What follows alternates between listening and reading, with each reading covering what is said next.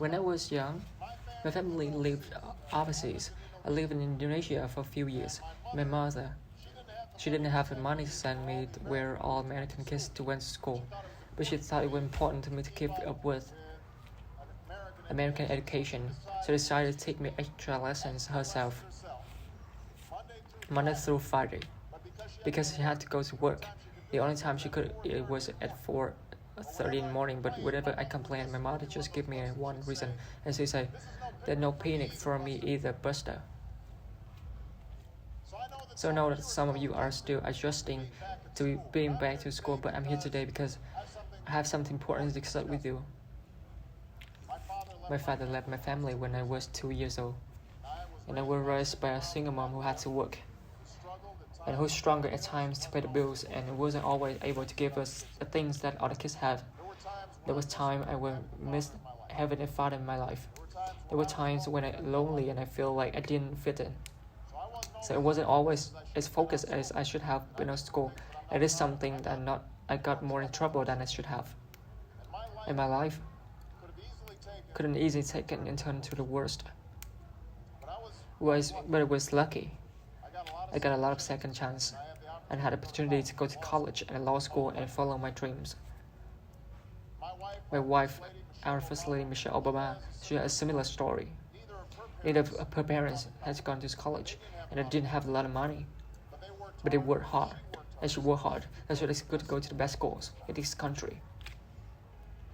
Some of you might have not choose the advantages, maybe you don't have a door in your life who give you the support you need.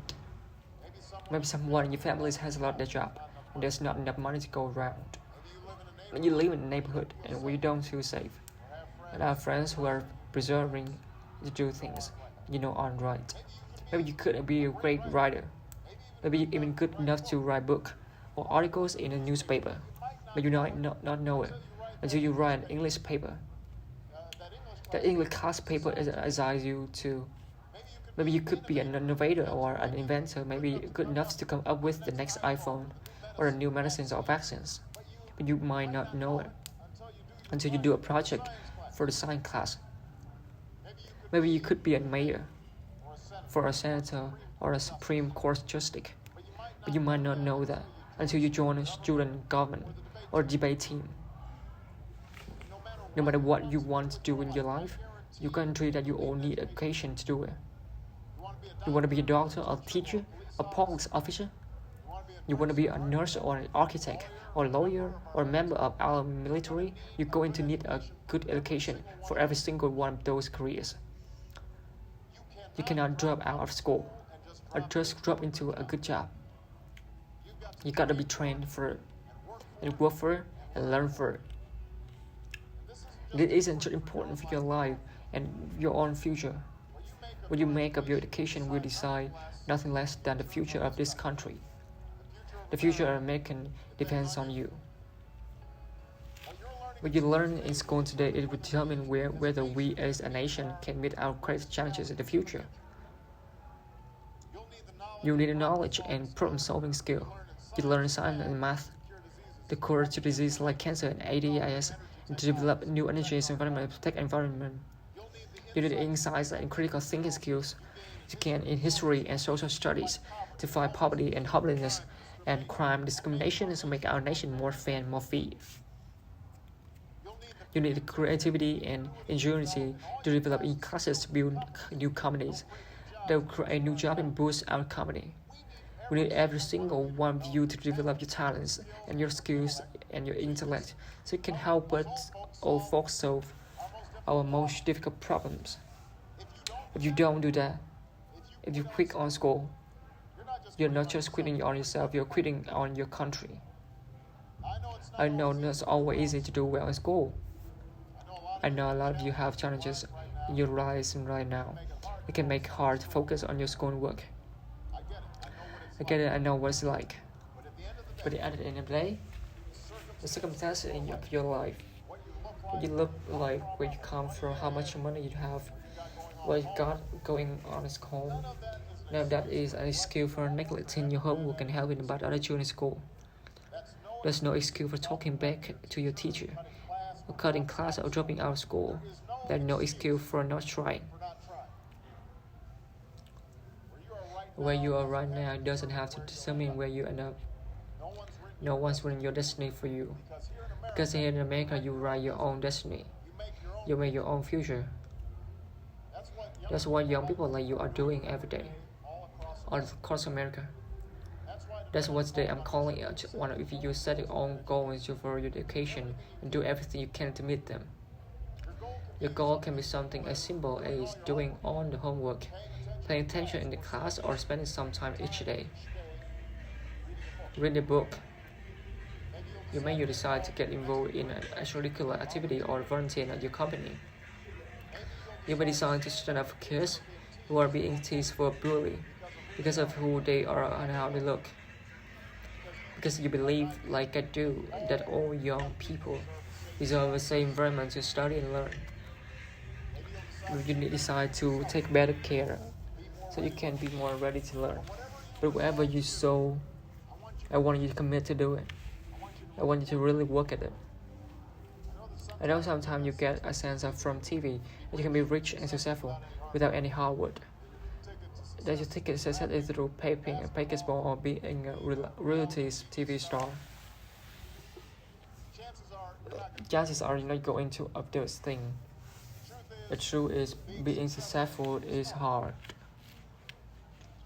You won't love every subject that you study. You won't click every teacher that you have. That not every homework assignment will seem completely relevant to your life right at this minute. And you won't necessarily success at everything the first time you try. That's okay. Some of the most successful people in the world are the ones who have the most failures. J.K. Rowling, who wrote Harry Potter. Her first Harry Potter book was rejected 12 times before it was finally published. Michael Jordan was cut from his high school basketball team. He lost hundreds of games and missed thousands of shots during his career. But he once said, I have failed over and over and over again in my life, and that's why I succeed. These people succeeded because they understood that you can't let your failures define you. You will have to let your failures teach you. You have to let them show you what to do differently the next time. So if you get into trouble, that doesn't mean you are a troublemaker. It means you need to try harder to act right. You get a bad grade, that doesn't mean you are stupid. It means that you need to spend more time studying. No one's born being good at all and things. You become good things through hard work. You're not a versatile. First time you play a new sport, you don't hit every note. The first time you sing a song, you've got to practice. The same principle applies to your schoolwork. You might have to do a math problem a few times before you get it right. You might have to read something a few minutes before you understand it. You have to do it through some type of paper before you're good enough to handle it. Don't be afraid to ask questions. Don't be afraid to ask for help when you need it. I do that every day. Asking for help isn't a sign of strength, because it shows you have courage to admit when you don't know something, and that let you allow something new. So find an adult that you trust, a parent, a grandparent, or teacher, a coach, a counselor, and ask them how you stay on the track. And even when you're struggling, even when you're discouraged, you feel like other people have given up on you. Don't ever give up on yourself. Because when you give up on yourself, you give up on your country. The story of America isn't about people who quit things got tough. It's about people who kept going, who try harder, who love their country too much, and do anything less than their best. The story of students who sat when you sick 25 years ago and when the wage revolution they founded the nation.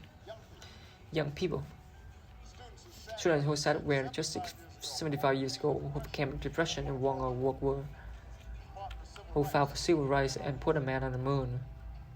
Students who sat where you sick 20 years ago, who founded Google and Twitter and Facebook and changed the way we communicate with each other. So today I want to ask all of you, what's your contribution going to be? What problem are you going to solve? What discovery you will make? Will president who comes in 20 or 50 or 100 years say about whatever you do for our country? Now your families, your teachers, and I are doing everything we can make sure that we need to answer these questions. I'm working hard to fix up the classroom and get you book and equipment and computers you need to learn. But you gotta do your part too. I expect all of you get serious this year.